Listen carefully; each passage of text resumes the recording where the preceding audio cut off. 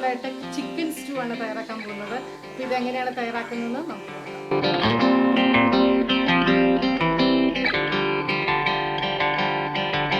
അപ്പോൾ അതിനായിട്ട് ചിക്കനും ക്യാരറ്റും ഉരുളക്കിഴങ്ങും സവോള ഇഞ്ചിയും പച്ചമുളകും എല്ലാം എടുത്ത് വെക്കുക.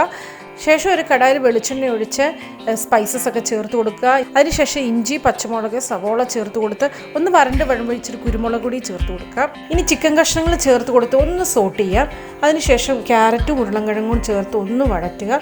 ഇതൊന്ന് വഴറ്റിയ ശേഷം രണ്ടാം പാലും മൂന്നാം പാലും ആവശ്യത്തിന് ചേർത്ത് കൊടുക്കുക. ഉപ്പ് ചേർത്ത് കൊടുക്കുക. എന്നിട്ട് 20 മിനിറ്റ് നേരം ഒന്ന് വേവിച്ചെടുക്കുക. വെന്ത് വറ്റി വരുമ്പോഴേക്കും നമുക്ക് ആവശ്യത്തിന് തലപ്പാൽ ചേർത്ത് കൊടുക്കാം. ഇനി കുറച്ച് ഗരം മസാലയും കുരുമുളക് പൊടിയും ഞാൻ ചേർത്ത് കൊടുക്കുന്നുണ്ട്. കറിവേപ്പില ചേർത്ത് കൊടുക്കാം. ഇനി ഒരു ടീസ്പൂൺ വിനാഗിരിയും ചേർത്ത് കൊടുക്കാം. അപ്പോൾ നമ്മുടെ അടിപൊളി ചിക്കൻ സ്റ്റൂ റെഡി ആയിട്ടുണ്ട്. എല്ലാവരും ട്രൈ ചെയ്ത് നോക്കണേ. എൻ്റെ ചാനൽ ഇതുവരെ സബ്സ്ക്രൈബ് ചെയ്തിട്ടില്ലെങ്കിൽ സബ്സ്ക്രൈബ് ചെയ്യണം. അപ്പോൾ എല്ലാവർക്കും താങ്ക് യു. ബൈ.